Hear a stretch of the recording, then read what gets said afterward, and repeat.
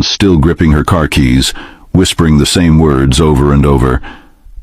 I didn't mean to do it, but they made me see it. What happened inside that car? And how did a Florida love story turn into one of the most shocking nights in Hillsborough County history? Stay with me, because what you're about to hear will make you question how far you'd go if the person you trusted most shattered your heart into a million pieces. Carla Jenkins was 38 years old, a dedicated nurse at Tampa General Hospital who worked the night shift 3 times a week. Her husband, Derek Jenkins, 41, was a real estate agent selling luxury condos along the waterfront. They had been married for 15 years, raised 2 kids who were now in college, and from the outside they looked like the perfect couple. But for the past 6 months, Carla had been noticing things, small things at first. Derek's phone lighting up with late-night messages he'd hide, sudden gym trips at odd hours, new cologne, new clothes, vague answers when she asked about his day. She confided in her younger sister Tanya over Sunday brunch. Tanya stirred her coffee slowly and said, "Men don't change their patterns for no reason.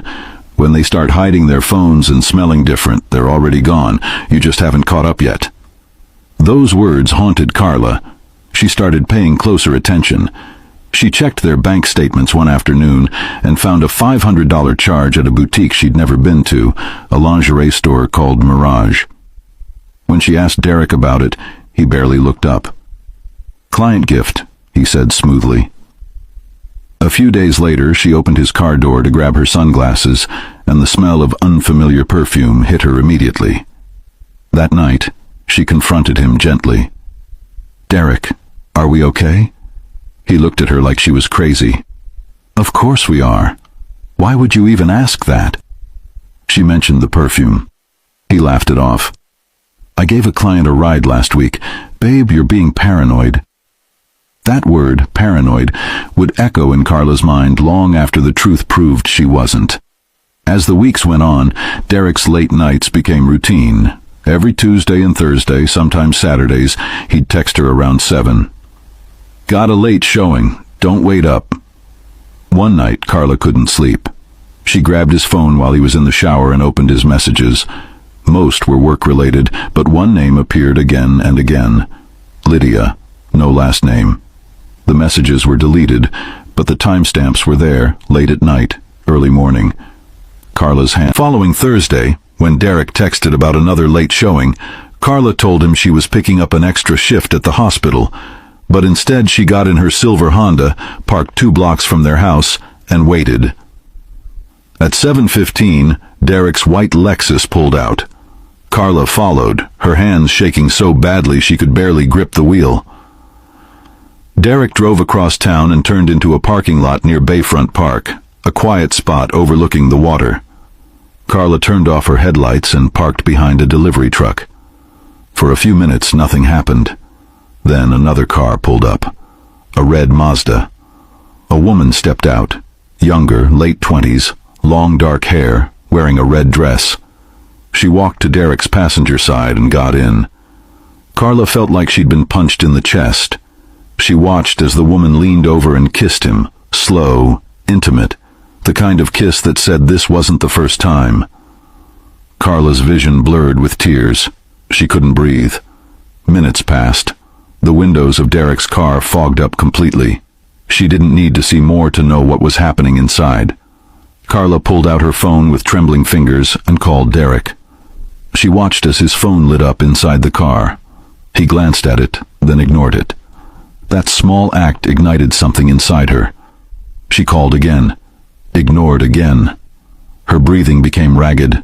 A rage she'd never experienced before consumed her, drowning out every rational thought. She started her car, her vision tunneled.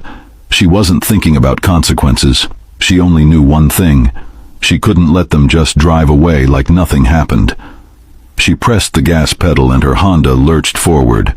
Derek must have seen the headlights because his car suddenly roared to life.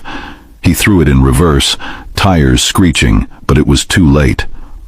Carla's car slammed into the side of his Lexus with a sickening crunch of metal.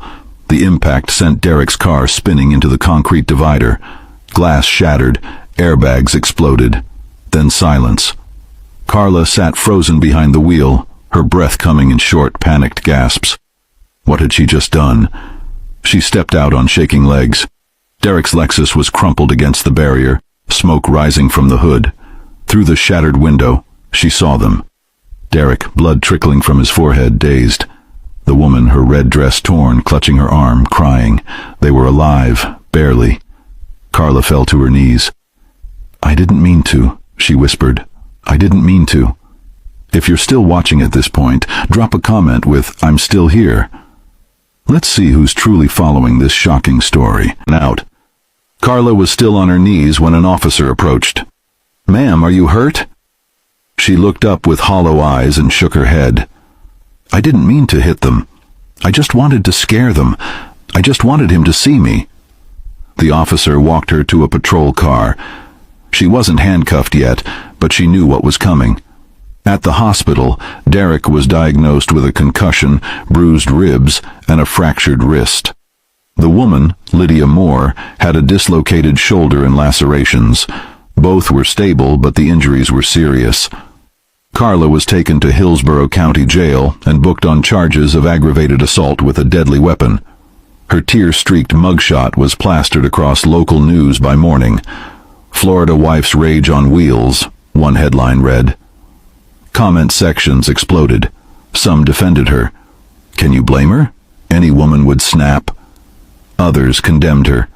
She tried to kill them. There's no excuse for violence. Carla's neighbors expressed shock. "She was always so kind," one said. "I can't believe she'd do something like this." Her sister Tanya became her biggest advocate, appearing on a local talk show. "My sister is not violent.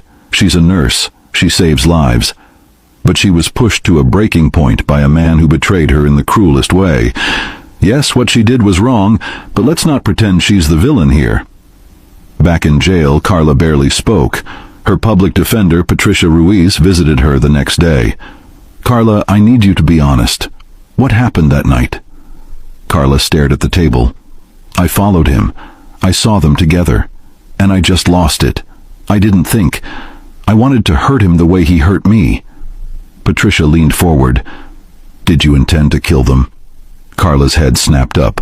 "No, God, no. I just wanted to scare them, I swear." Patricia nodded. "Here's what we're dealing with. Aggravated assault with a deadly weapon. If convicted, you could face up to 15 years. But if we can prove this was a crime of passion, extreme emotional distress, we might get it reduced. Tell me everything about your marriage." If you're still watching at this point, drop a comment with "I'm still here." Let's see who's truly following this shocking story. As Patricia built Carla's defense, investigators made a shocking discovery. Derek's car had a dash cam, and the footage survived the crash. When detectives reviewed it, they found a heated conversation between Derek and Lydia minutes before the collision. "You can't keep doing this to me," Lydia's voice came through.